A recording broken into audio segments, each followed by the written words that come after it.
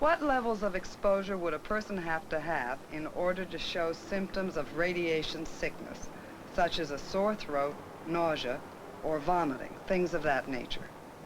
Thousands of times greater than they received at 3 Mile Island. You'd have to get into the range of 40,000, 400,000 millirem exposure, 400 rem exposure before you'd really see some serious illnesses. Above 100 rem syndrome. But that, we're talking the average people within 10 miles from the plant got about 8 millirem. That is about 400,000 less than what they would have to have received to get sick. That's 400 rems. That's just about the LD50, the lethal dose to kill half the population. That man should also be... He's either totally ignorant, and he shouldn't be in the EPA if he's totally ignorant, or he's lying, and if he's lying, he should be put on trial, because that is an obscene statement to make. Well, the plant instrumentation in the stack, which would monitor gases, the radioactive gases going out the plant vent, did indeed go off scale. The problem was the millions of curies of xenon-133, and that's what set it off. Noble gases. These, however, do not stay with the body. They don't combine chemically with anything, and so they are much less of a concern in the xenon. It's a noble gas. It doesn't interact with anything. It just dissipates in the environment. But now we're down to a point in the, where the xenons are not as important anymore. They're gone. They've decayed away. Xenon and krypton are indeed chemically rare gases. But that doesn't mean they're not harmful. It turns out that xenon-137, for instance, noble gases, particularly krypton, doesn't combine chemically in biological systems, except that it happens to be 10 times more soluble in fat than water. It does diffuse through the alveolar capillary membrane from the lung into the blood. Krypton-89 will come out the stack, tiny quantities, will turn into strontium-90, sit on the ground the cow, and then the cow is milked the next day. Well, the milk is taken to the, be pasteurized to the dairy, and then the next day it's distributed. And the iodine-131 goes in the same way, on the grass and into the food, into the cow's food, and then ends up in the milk that is being fed to the children or the babies or a pregnant mother a day or two later. A very efficient mechanism of getting the radiation from near wherever the fallout came to a city 50 miles away. Even 30, 40, 50, 100 miles away, you can transport this radioactivity, and it turns out that the strontium-90, which has a half-life of 30 years, keeps building up in the bone along with the calcium, because the body cannot distinguish between strontium and calcium. Oh, there have been several million curies of xenon. Xenon-137, which is also a noble gas, decays cesium-137, which is also as dangerous as strontium-90. We've got krypton. It's a serious problem that's got to be released. And the other isotopes, the cesiums, the strontiums, and the long half-life isotopes. These are the bone seekers and the ones that can get into the milk and food chain and are of concern during the cleanup process, which is 4 years long. They are going to release all of it. There's no way to hold those rare gases like krypton in. There's no filters. One of the isotopes of krypton is a precursor of strontium-90, decays quite rapidly to strontium-90. None of these elements that are released stay as the isotope they originally started as. They decay to form other radioactive isotopes. The best we can calculate about 15 curies of iodine over the entire course of the accident. That's an enormous amount. The normal emissions from a plant like only 1/1000th of 1 curie. We have estimates of the exposure. I think it's in the range of 15 to 40 curies of radioactive iodine that was released over the course of the accident. That's a hell of a lot of dangerous doses. what can I say, there are 10 to the 12, that's how, a million is 10 to the 6, so that's a million. Or say you can cut that by a couple of orders of magnitude. It's still, you know, say 1,000 million dangerous doses in each curie, and 15 to 40 curies. How many people live in, I mean, that's, and then it all gets concentrated in the food, you see, and then the milk, and then gets into the bodies of people. 20 times more sensitive to the effects of radiation than adults. So what's going to happen to the children? I wonder how many thyroid tumours we're going to see and thyroid nodules in people living in Harrisburg. Take a look at Harrisburg. Pretty soon we'll know how bad they got hurt. Now they're going to try to cover up the dirt. Those people got radiated. At the NRC, they're supposed to work for you and me, but they promote atomic industry. We get radiated. When you get radiated, you don't just fall down and die. But contamination builds up in your body, and radiation shortens your life. Take a look at where your money goes. They built a worldwide nuclear show. We gotta get up and tell them no, don't wanna be radiated. You put your right foot in, say goodbye to your feet. They poison all the air we breathe and all the food we eat. Look at the Pentagon, what do you see? Those boys are planning World War III. They're playing games with humanity. We get radiated. When radioactive material, it stays there, and over your lifetime, one after another, these atoms a transformation, and they emit a little piece of energy. Could be an electron or a beta particle, it could be an alpha particle, it could be a gamma ray, but that energy will gets emitted inside you, and it tears up some of the chemicals bonds that are holding together the molecules that your cells are made of. Those cells can be destroyed. You're saying that once your body has been exposed, there's no way of getting rid of this.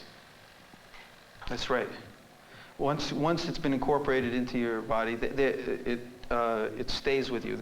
I don't think you can ever hope to become immune to a process that dismantles the molecules that you're made out of. That's not you're going to get immune to. It's just it just attacks just the basic structure of the materials that you're made of. So it's not a question of getting immune to it. We do take into account the accumulation in the fish as well as the accumulation in our own bodies, and figure out the dose in a 50-year time period. And so the calculations do indeed take into accumulation and integration over a substantial period of time. So if you drink water that contains strontium-90, or you drink milk that contains strontium-90, it may be low levels by somebody's definition, but you're accumulating that. Well, the part of our agricultural community is the finished product of milk, pork, poultry, both meat and eggs. A great deal of grains are raised, but they're not, Pennsylvania is not self-sufficient in the production. Myself, I wouldn't even buy any dairy products that even come out of that area now. So it was quite a bit of concern among the people that I talked with as to the effects from the radiation that was released through the 3 Mile Island. When they set an acceptable limit or a safe limit, it's just words.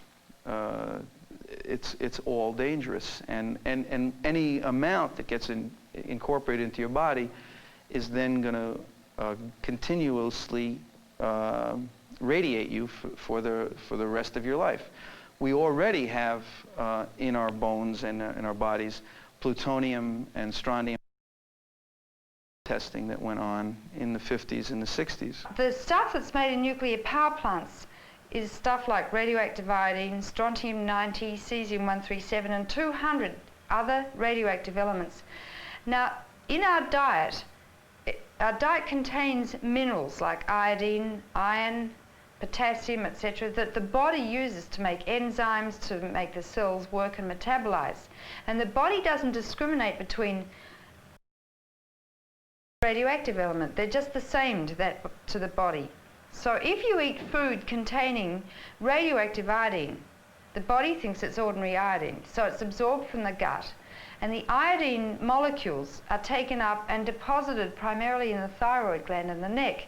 And if it's a radioactive molecule, it sits in the thyroid gland and it just irradiates cells, a very small volume of cells, over a long period of time. Those cells get a high dose of radiation and the rest of the body gets nothing. Each of us now contains in our bodies enough plutonium that our cells are bombarded by an alpha particle emitted inside us once every 10 seconds. An ordinary glass of milk now contains that it emits a burst of radiation once every second. The best estimates are that for every year's fuel for a nuclear plant, they've spilled enough of their garbage to account for 450 lung cancer deaths for each year of operation of one nuclear plant. Now, those 450 deaths don't occur that year. They'll be spread out over a long time. But a death warrant today and the death warrant for your child is the same thing. It's made in nuclear power plants. It's a man-made element. If you get a picogram of plutonium, which is 10 to the minus 12 grams, it's the most minute amount that you can imagine. You can't see it, it's just, you almost can't measure it. The dose that that amount gives to the surrounding cells, Dr. John, 132,000 rems. And I said if you get a dose of 500 rems to the whole body, that's a lethal dose. 132,000 rems from a picogram of plutonium. It's almost sort of like talking about infinity, like space going on forever. Radiation, it's bloody high-level radiation, and that's why these materials that are made in nuclear reactors are so carcinogenic. Let me tell you the facts about plutonium.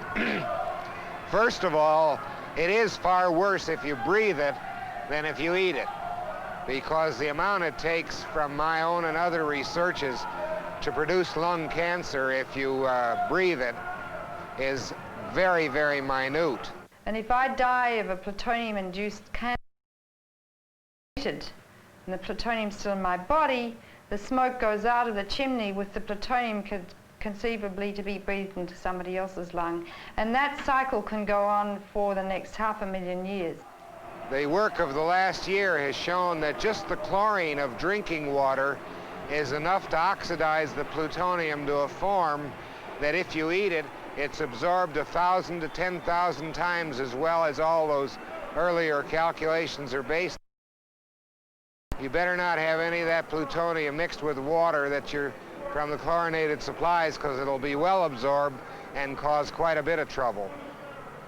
Plutonium just needs to be kept out of the environment in toto, either from breathing or eating. When I first read about plutonium as a physician, I realized that it must never, ever. Denver's contaminated with plutonium from Rocky Flats. Everyone's got a little bit of plutonium in their bodies from fallout. It already is leaking because we're fallible. What happens to fuel rods that are used up under normal operation is that get taken out of the reactor every once a year. About a third of the core is removed, and it's stored right next to the reactor in a kind of swimming pool that has a circulating water supply, because those fuel rods are still generating heat. At present, the fuel assemblies are stored in racks under about 30 feet of water. And And these are stored on 21-inch centers. So there is a relatively a lot of area for removal of heat. Heat is still being generated from these fuel assemblies. And some of them, of course, are leaking radioactivity. But what they have been doing is re-rack by going to a 10.25-inch centers for these 8-inch units. And they'll have to then be much more careful with because the heat will now become a problem. And especially if you had a loss of the water that is surrounding them. Now the problem really comes when you realize that if there's an accident at the plant, you may lose power for cooling the spent fuel assemblies and for the air distribution over the spent fuel assemblies. Everybody may run away from the accident and forget about the spent fuel assemblies. And then it would spread to the storage area where you have this tremendous amount of species sitting there. Then you would have an additional meltdown from the hot spent fuel that has to be cooled artificially for years after it is pulled out of the reactor. And since there is so much more of the spent fuel than the actual fuel that's in the reactor, the total disaster could be far greater spent fuel stored in local nuclear reactors near our big cities. We've got some 25,000 members of the IAM who are directly involved in the manufacture, the processing, and handling of radioactive materials. Another 50,000 or so of our members are indirectly exposed to radioactivity in the airports, truck depots, rail, wherever workers are likely to confront radioactive substances and materials as they are loaded, unloaded, stored, or transported all across the face of the industrial complex of America, the transportation complex of America. You don't know why they want to put you in this situation. You know, they want to put the people in this situation. Oh. Why they continue to use it is beyond me. I don't know. Why can't they use all their brains for the sun? I guess some people found it incredible that Metropolitan Edison would be willing to destroy the entire central Pennsylvania area in order to maintain their profits and the idea that nuclear power is safe. The sun.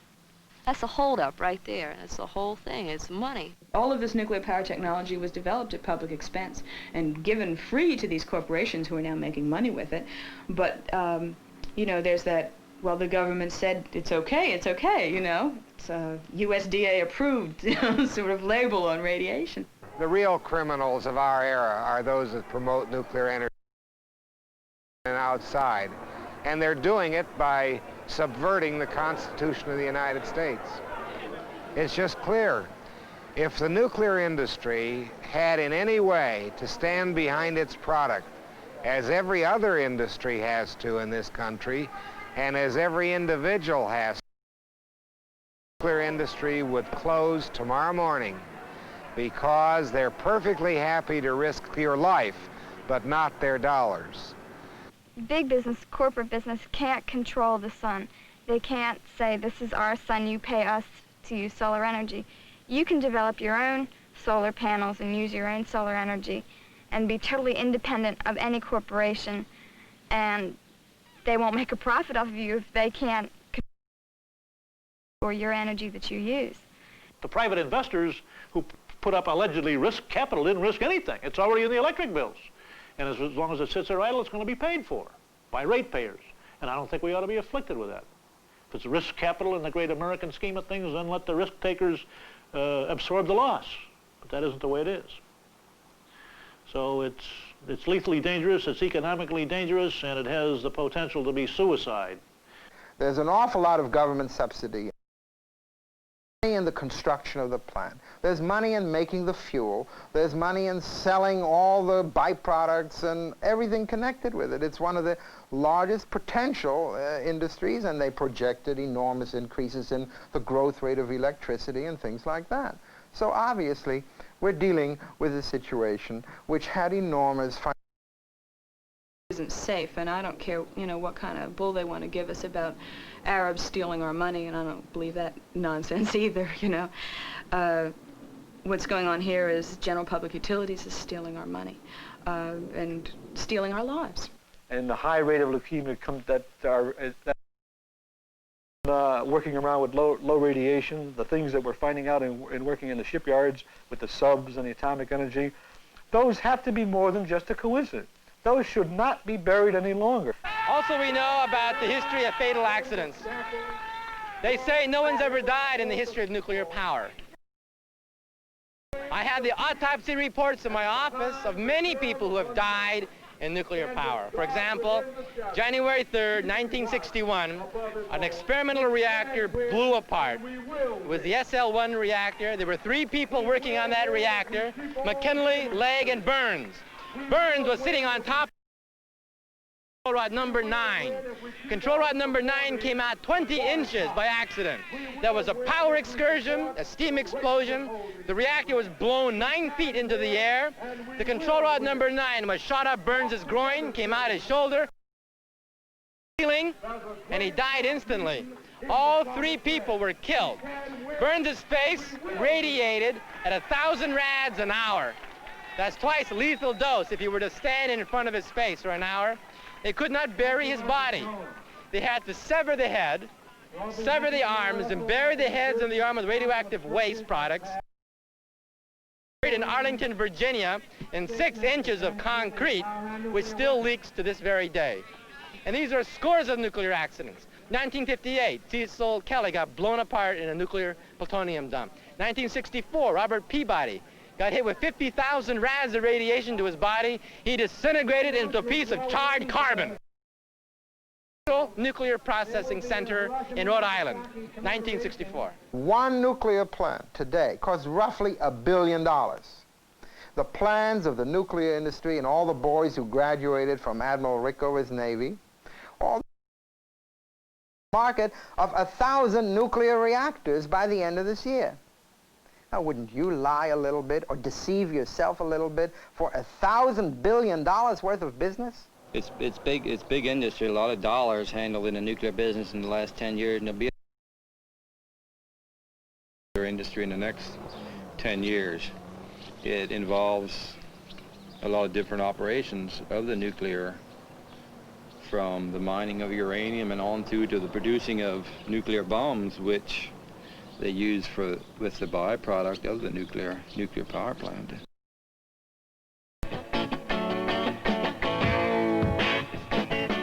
Well, a nuclear reactor, that's a dangerous thing, but the people in control don't seem to care.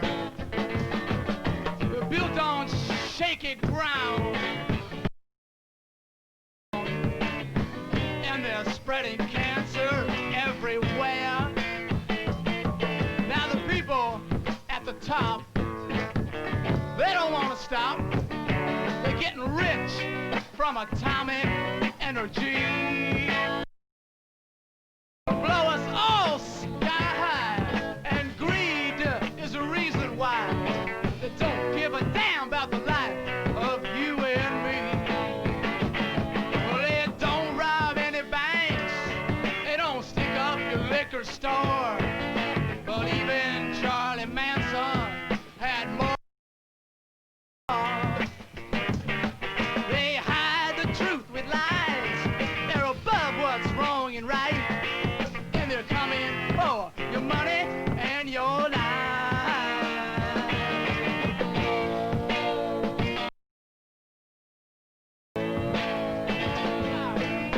They had a little spill up on 3 Mile Hill. It could have blown the whole state away. Now the boys who own the plant, they're wondering why they can't send the bill for the damage.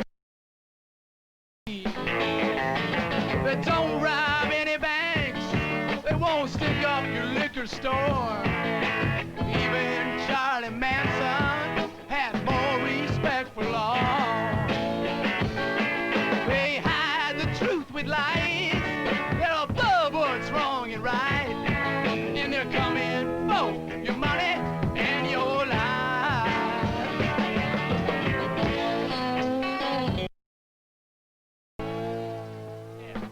Is there a connection between the peaceful atom, nuclear power, and the arms race? It's the same. Nuclear reactors were first designed to make plutonium during the Manhattan Project to make atomic bombs. And they're still being used now to make plutonium to make bombs because this country makes 3 to 10 new. So there are the military reactors here. Now, during the late 50s and early 60s, they decided not to use enriched uranium to make bombs anymore, and enriched uranium was used to make the Hiroshima bomb, which was called Little Boy. Because they were going to only use plutonium to make their bombs from reactors and not enrich facilities built at Oak Ridge, Tennessee, and they had to use them, right?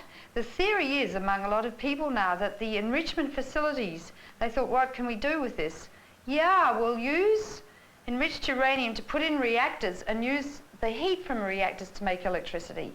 And so the civilian nuclear industry is a direct offshoot from the military industry, from an obsolete process that they didn't want to use for their bomb nuclear industry. I'm talking about our regular plants, which produce up to 100 pounds of plutonium every year. And that plutonium goes into the nice bombs, which then are stored so they can be dropped on people. So it seems if you it from the plant releasing radiation, sooner or later, the plutonium is going to be used in even nastier ways. If we want to have these reactors in order to produce plutonium to make warheads, then why don't we be honest with them? You know, I think that's personally one of the reasons we run them. We take most of the waste from the foreign countries that have reactors too, because we like to have that plutonium here. We like to have control over that. The commercial nuclear reactor industry is a support system for the nuclear arms industry. It produces profits, the nuclear arms buildup, and it produces waste products from which plutonium, the crucial ingredient in atom bombs, can be extracted. Nuclear power is the route to nuclear bombs.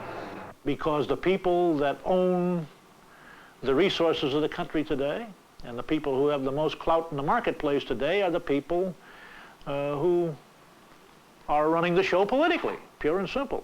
Oil has the most money. Oil owns uranium, which makes us at the mercy of the oil companies, even if we go nuclear. And the minute, in my judgment, the minute the last drop of profit is milked out of the fossil fuel resource, and we then turn to uranium, if that should be the case, we'll be paying blackmail prices for uranium as well, because they also own it, and they'll control the rate at which it gets onto the market. And beyond that, another one of the things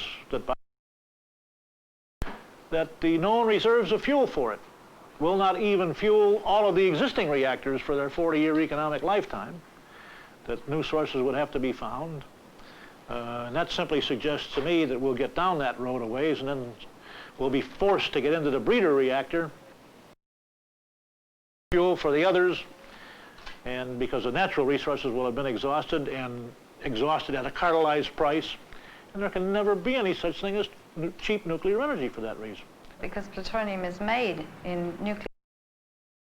1,000 megawatt reactor makes or manufactures 500 pounds of plutonium every year. And that's good for the nuclear industry because within 20 or 30 years the world is going to run out of uranium-235, which presently fuels present-day light water reactors. And so the present-day nuclear energy is a very transitory form of electricity production, but they plan to form of energy production from nuclear energy, which is the breeder reactor. And the breeder reactor takes the plutonium that's been formed in present-day light water reactors, and which I can get into that in a minute, and makes a reactor which is formed primarily of plutonium, a plutonium core which is naturally fissionable like uranium-235, and it's surrounded by a blanket of uranium-238 which is not fissionable. And fission products like strontium-90, cesium, iodine, etc. It makes heat, boils water, turns into electricity or generates electricity. But the neutrons being given off by the fission plutonium are captured by the blanket of uranium atoms, and that turns into plutonium. So you end up eventually with a net increase in plutonium, so you keep breeding it forever. If we do have a supply shortage, and I don't think we ever did, but assuming for a moment we did, opinion, to ration the available supply fairly and equally among all the users, based upon need, and give us a fair shot at it, our share. And until they do, we're not being represented properly. And we have a price rationing system which really redounds to the benefit of who? Resource, the oil companies. And they aid and abet the Arabs with each new price increase, because every time they get one, they're enriched by it. So we know we can't expect them to walk into the room, and they sit there when the Arabs meet. When OPEC meets, representatives of our company sit in the room with them. Activities, because every time an Arab bids up the price another notch, they are the windfall beneficiaries of it. And I think the American people better begin understanding that and wrest control of this government back in their hands. Shut out the vested interest. And the other thing about plutonium is that it only takes 10 pounds to make an atomic bomb. Now, if we get into the breeder reactor program, which the nuclear industry are hot for doing, it's estimated by the National Council of Churches that by the year 2020 there'll be 30,000 tons of plutonium in this country. Tons. There are now several in the world. Each year they produce at least 70,000 pounds of plutonium in the waste. This waste sits at the reactor sites with nowhere to go. McNamara worked out in the 1950s, if this country had 400 bombs, they could blow up half the Russian population and destroy, and that would act as a deterrent. Do you know how many bombs America has now? Over 30,000. And 3 to 10 new hydrogen bombs are built every day in this country, and we pay for it. We can't trust them. We can't trust them not to drop bombs any more than we can't trust them not to blow up their power plants or spill radiation into the atmosphere or the rivers. It's all of concern for what people really need. Nuclear produces no jobs, permanent jobs as it is. Construction jobs, sure, but once it's built, there are no more jobs. And I think we have to worry about work and its long-term implications, not the short-term or the near-term or the construction term. And if we got off of nuclear, a greater number of jobs than there would be if we stay on it. So it seems to me it's a political decision and not an economic decision. And if we make the political decision to get off of it, that we will generate actually more jobs, short run and long run, and absolutely in the long run.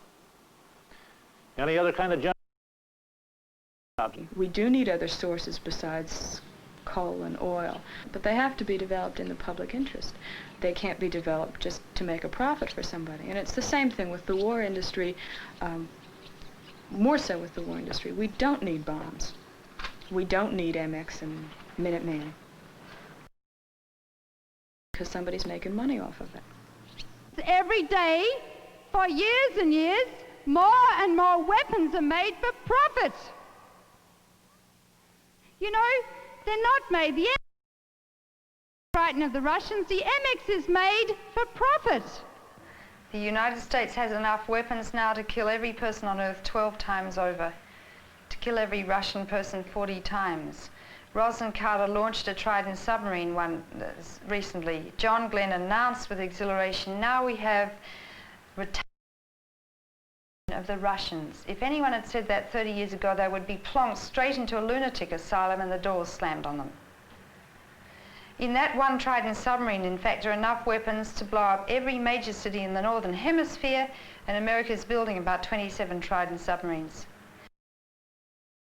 Of the Russians, because they can overkill the Russians 40 times. They're building them for profit.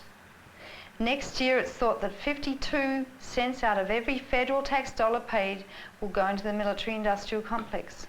There is an intimate tie-in between the production of plutonium and every nuclear reactor used by a small country like another Idi Amin or a terrorist group, and as a result, I do not see how mankind could ever have peaceful nuclear energy without living in constant fear of nuclear terrorism and nuclear war.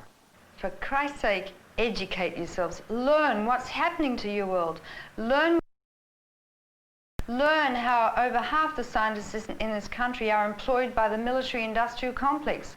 Nobody puts it all together except the top management, and they don't put it out to the public. They may know, but they don't level with the public. The arms race are the corporations. That's all obscured by the oil companies from the American people, and I think it's high time they sit up and take notice. They're being taken to the cleaners by a special interest, big oil. The moral, ethical issue is joined right here. Do we want, for the sake of some, to risk the very future of the next generation? You are it. You're the next generation. You are, you know, and the people after you. You'll find behind it is a real political insanity and a commitment towards death and destruction that pervades the whole society. And it could be us. That's what really makes me mad, was the fact that what could go wrong. I don't see why people aren't here really going out there and forming human chains across the road, you know, just close it down completely. To just turn into a $500 million monument. And it's going to take a vast popular movement, which is going to take as much effort as any popular movement in this country ever had. For the 40-hour work week, we're going to have to demand it. We're going to have to fight for it, and it's not something that's just going to be won. I tell them to go to hell, pure and simple. Because that's where we'll fight it out finally, bottom line, someplace. Maybe on the streets, maybe in the workplace, who knows, but we'll fight it out. I think the government is not performing its proper functions. And the future of the race, the human race. There are too many biological factors involved that we know very little about. It makes us guinea pigs, definitely. It's part of an experiment, and people are not asked for their consent. Experimentation without informed consent. What happened here should never, ever happen to anyone again under any circumstances, and it will. Because of the nothing they can do to make these things safe. Safe enough for us. Harrisburg was not the first partial meltdown. It's the 7th partial meltdown or explosion in the history of nuclear power. Meltdown is planned for, and the very word accident. And there'll be 100,000 shipments of plutonium along the highways every year in this country. It's worth more than heroin on the black market. The Teamsters drive the trucks in this country, and we all know the mafia have a strong influence on the Teamsters. And it's not going to be long before people are making their own atomic bombs and plutonium easily. The military already use plutonium to make their atomic bombs all the time. So we're hooked into just a totally vicious circle of civilian terrorist bombs stemming from this, non-nuclear nations making atomic bombs from their nuclear, Taiwan, South Korea, Pakistan, South Africa, probably Israel's doing it, Egypt's about to do it, and then back to the military industry in this country, which props up the economy of the United States is virtually built on the military-industrial complex, and they make plutonium. And yet this country says to Pakistan, you're not to make the ones who are allowed to make them and know how to handle them. So does Russia say that. And you know, that doesn't hold any water with. You are telling us we can't make atomic bombs and you make 3 to 10 hydrogen. And so the world is. It's thought that by many eminent scientists now we have before we blow ourselves up in a global holocaust. We are the curators of life on Earth. We hold it in the palm of our hand. And it is our ultimate responsibility as spiritual and moral feeling human beings to save this planet.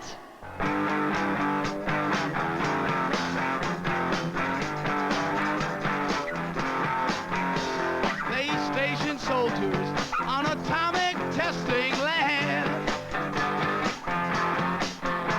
They let them get cooked like a big pan.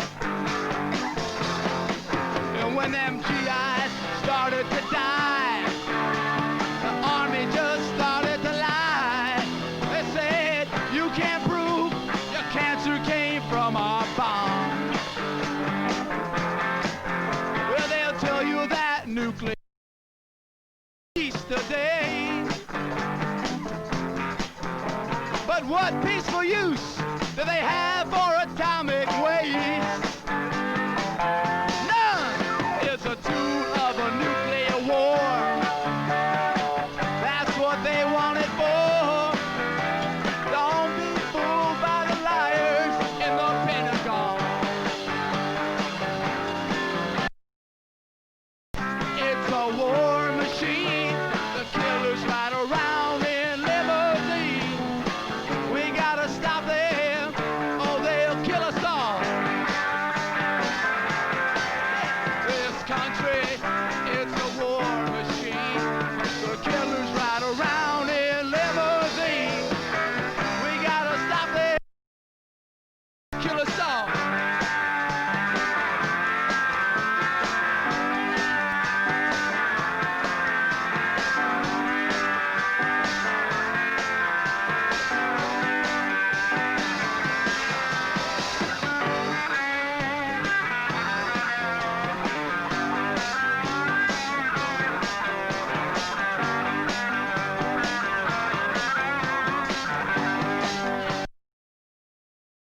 It's American roulette. You're playing with a loaded gun. There's an atomic time bomb inside of everyone. And they poisoned us for so long. They tell you that it's not wrong. There's a radiation death waiting for everyone. It's a war machine.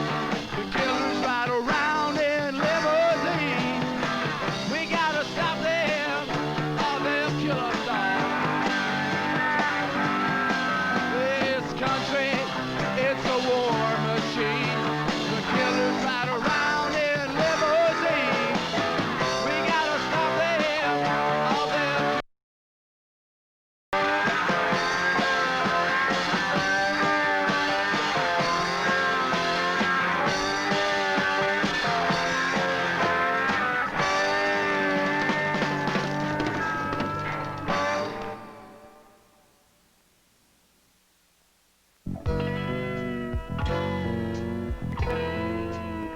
For over 30 years, atomic age, the word nuclear has raised our worst fears.